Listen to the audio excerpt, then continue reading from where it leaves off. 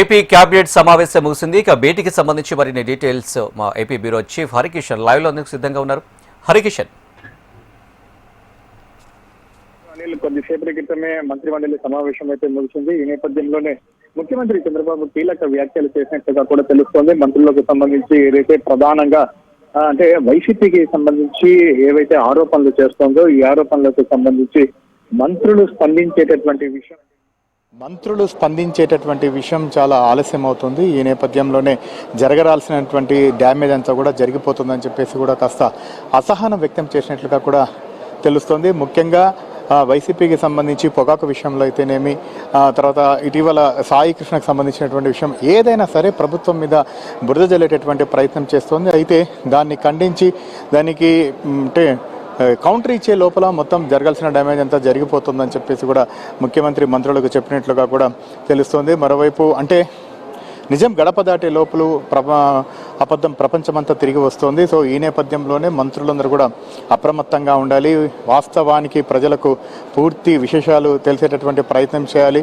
శాఖలతో సంబంధం లేకుండా ఇమ్మీడియట్గా ఏదైతే వైసీపీకి సంబంధించి ఒక ప్రచారం అలాగే ఏదైతే విమర్శ వస్తుందో దానికి సంబంధించి పూర్తి స్థాయిలో వెంటనే స్పందించండి.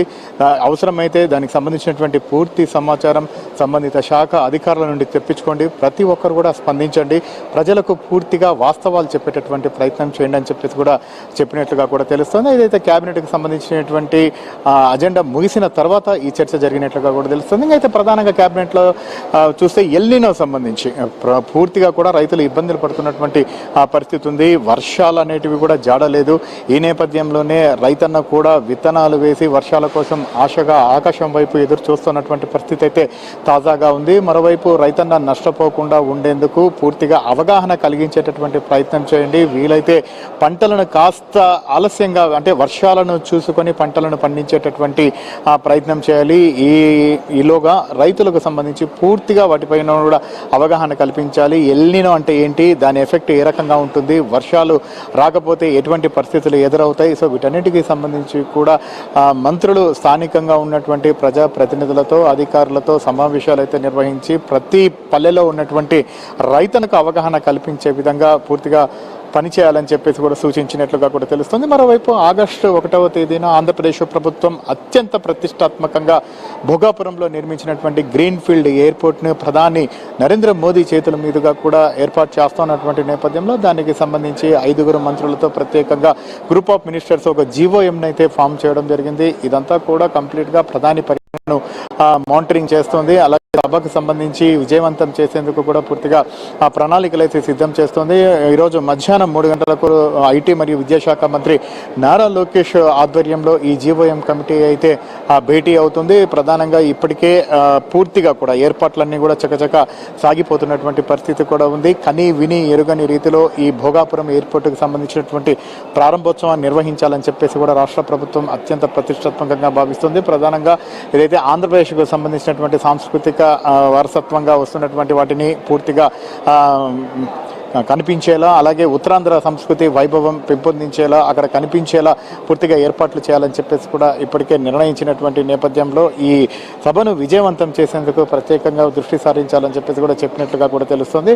అలాగే ఏదైతే సిఆర్డీఏకి సంబంధించి క్యాపిటల్ రీజనల్ డెవలప్మెంట్ అథారిటీ అలాగే ఎంఎస్ఎంఈకి సంబంధించి తీసుకున్నటువంటి నిర్ణయాలన్నింటినీ కూడా క్యాబినెట్లో చర్చించి ఆమోదం తెలపడం జరిగింది. మరోవైపు రాజధానికి సంబంధించినటువంటి ప్రాంతంలో జరుగుతున్నటువంటి పనులపైన కూడా పర్యవేక్షణ చేసినట్లుగా కూడా తెలుస్తుంది. సీడాక్సిస్ రహదారి నిర్మాణానికి సంబంధించి కొన్ని విమర్శలు వెల్లువెత్తినటువంటి నేపథ్యంలో కానీ ప్రజా ప్రయోజనాల కోసం కొన్ని కష్టమైనా కూడా తప్పదని చెప్పేసి కూడా వ్యాఖ్యానించినట్లుగా కూడా తెలుస్తుంది. ఈ నేపథ్యంలోనే ఆగస్టు 15వ తేదీ లోపల కూడా సీడాక్సిస్ రహదారిని ప్రారంభించేందుకు సన్నాహాలు చేస్తున్నటువంటి నేపథ్యంలో దానిపైన కూడా రివ్యూ చేయడం కూడా జరిగింది. మరోవైపు ఇటు ఏదైతే వచ్చే నెల అంటే ఆగస్టు 13వ తేదీ కల్లా కూడా ఎమ్మెల్యేలు అలాగే ఐఏఎస్లకు సంబంధించినటువంటి క్వార్టర్స్ అన్నీ కూడా రెడీ అయ్యి 13వ తారీఖు జనరల్ అడ్మినిస్ట్రేషన్ డిపార్ట్మెంట్కి సిఆర్డిఏ ఈ భవనాలను అప్పగించేటటువంటి నేపథ్యంలో కంప్లీట్గా వాటిపైన కూడా రివ్యూ చేసినట్టుగా కూడా తెలుస్తుంది. మొత్తానికి మాత్రం